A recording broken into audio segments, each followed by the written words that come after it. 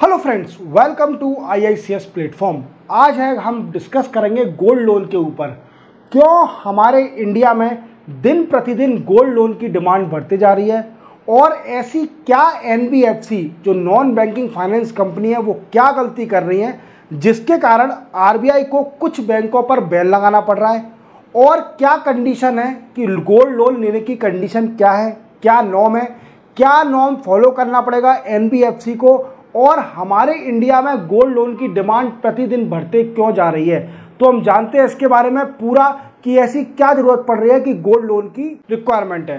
तो चलो स्टार्ट करते हैं लेक्चर अपना। जैसा मैंने बताया कि RBI दिन प्रतिदिन रेगुलेशन टाइट करते जा रही है over NBFC for non banking finance company जो कि लोन प्रोवाइड कराती है, गोल्ड लोन प्रोवाइड कराती है। तो उन पे RBI रेगुलेशन स्ट्रिक्ट करते जा रही है क्योंकि कुछ NBFC रेगुलेशन को ब्रेक कर रही है, वॉयलेट कर रही है RBI के रेगुलेशन। जैसे कि अभी राइट नाउ IIFL जो बैंक है, फाइनेंस बैंक है, वो बैन कर दिया फॉर अ गोल्ड लोन क्योंकि उसने RBI के रेगुलेशन को वॉयलेट किया था, जिसके कारण उसको बैन करना पड़ा बाय RBI। इसके नॉर्म्स कौन कौन से हैं?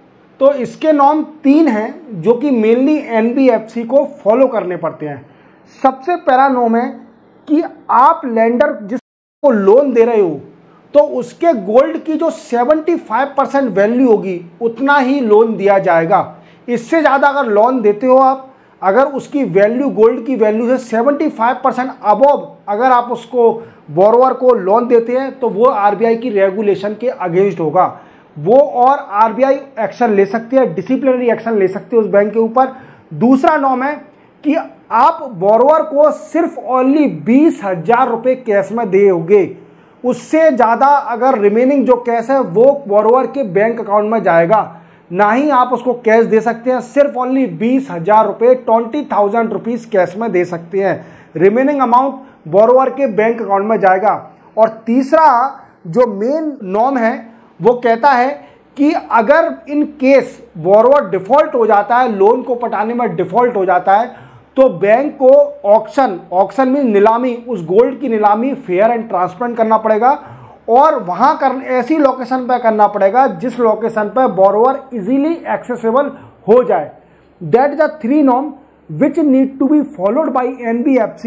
इन any case these bank are violating this norm, then it is liable to be banned by RBI। अभी ये न्यूज में क्यों चल रहा है? ऐसा NBFC ने क्या कर दिया गोल्ड लोन बैंक ने कि RBI को अपने स्ट्रिक्टली रेगुलेशन फॉलो करने पड़े। तो मैं आपको बताता हूं कि NBFC बैंक, आप जानते हो कि कोई भी बिजनेस जो प्राइवेट बिजनेस होता है वो प्रॉफिट मेकिंग होता है, उसे सिर्फ ओनली प्रॉफिट कमाना है और मार्केट में ज़्यादा से ज़्यादा एक्सेस करना है। तो NBFC ने यही पॉलिसी फॉलो करी और मार्केट में एक्सेस करने के लिए गोल्ड लोन दिया लोगों को। और जो RBI की रेगुलेशन थी कि आपको सिर्फ only loan 75% of value of gold ही देना है, पर कुछ NBFC ने उस परसेंटेज से ज़्यादा लोन दिया बोरोवर को, जिससे क्या हुआ कि कंपटीशन रिड्यूस हो गया between the NBFC। Some NBFC raise the objection against this bank who are providing the 75% above the value of gold. दूसरा है कि कुछ बैंकें क्या करती हैं कि गोल्ड को एसेस करती हैं। Assess means is externally assess. Assess का मतलब होता है गोल्ड की प्योरिटी पता करना कि कितना प्योर गोल्ड है और कितना प्योर गोल्ड नहीं है।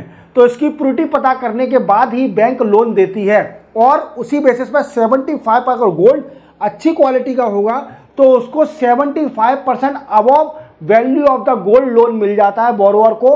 और वो डिफॉल्ट हो जाता है, इन केस डिफॉल्ट हो जाता है तो बैंक को उस डिफॉल्ट की वैल्यू को भरपाई करने में कम से कम उसके पास पैसा तो होना चाहिए।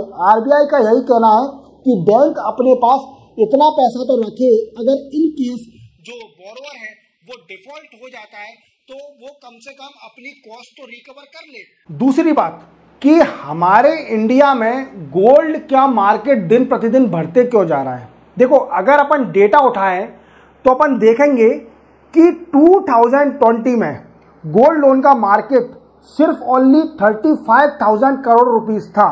व्हाट आई मीन्स, पेंडेमिक से पहले गोल्ड लोन का मार्केट सिर्फ 35,000 करोड़ रुपीस था ओनली। देन आफ्टर 2023 एंडिंग 2023 में देखा जाए तो 1,31,000 करोड़ गोल्ड लोन का मार्केट बढ़ गया है। What I means 4 Guna gold loan का मार्केट बढ़ चुका है इंडिया में। अब इसके कारण क्या है? इसके कारण कई सारे हैं, जैसे कि पेंडेमिक में कोरोना के टाइम जब कोरोना का फर्स्ट फेज आया था तो लोगों को पैसे की बहुत रिक्वायरमेंट थी और इसी बेसिस पे वो गोल्ड लोन ले रहा था एनबीएफसी से, और एनबीएफसी अपने मार्केट और अपने प्रॉफिटेबल बिजनेस को बढ़ाने के लिए गोल्ड लोन दे रही थी और without following the regulation of the RBI. तो उससे डिफिकल्टी हो गई आरबीआई को, और आरबीआई ने एक बैंक जो एनबीएफसी बैंक है IIFL, उस पर बैन लगा दिया फॉर अ गोल्ड लोन। अब एनबीएफसी के कंसर्न क्या है? एनबीएफसी का कहना है कि आरबीआई जो स्ट्रिक्टली रेगुलेशन लगा रही है और जो नॉर्म दिए हैं उनको फॉलो करना बड़ा डिफिकल्ट है, क्योंकि एक पॉइंट कहता है कि अधिकतर लोग बाग जो गोल्ड लोन लेते हैं इंडिया में, उनके पास अधिकतर 20,000 रुपीज़ सिर्फ ओनली कैश देना है। कुछ बिजनेस हमेशा कैश पर ही चलते हैं और कुछ बैंक से कनेक्ट नहीं होते कस्टमर, तो इस चीज़ में डिफ़िकल्टी होती है उनको लोन देने में।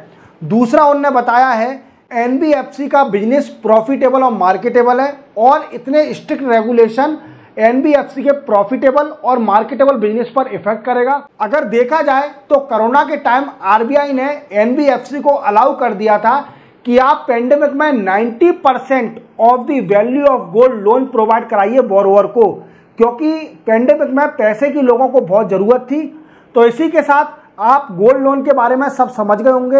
रेगुलेशन, आरबीआई के क्या रेगुलेशन है, आरबीआई ने किस एनबीएफसी बैंक के ऊपर बैन लगाया है फॉर गोल्ड लोन, और गोल्ड लोन लेने के लिए आपको समझने की जरूरत है कि क्या क्या पॉइंट है इसके अंदर, आप कोई भी बैंक आपका संग फ्रॉड ना कर पाए। और इसी के साथ मैं बताना चाहूँगा कि इस वीडियो की पीडीएफ आपको मेरे टेलीग्राम वीडियो के डिस्क्रिप्शन में जाइए, वहाँ टेलीग्राम की लिंक दी है, वहाँ से इसकी पीडीएफ डाउनलोड कर सकते हैं और गोल्ड लोन के बारे में और पढ़िए, जानकारी लीजिए।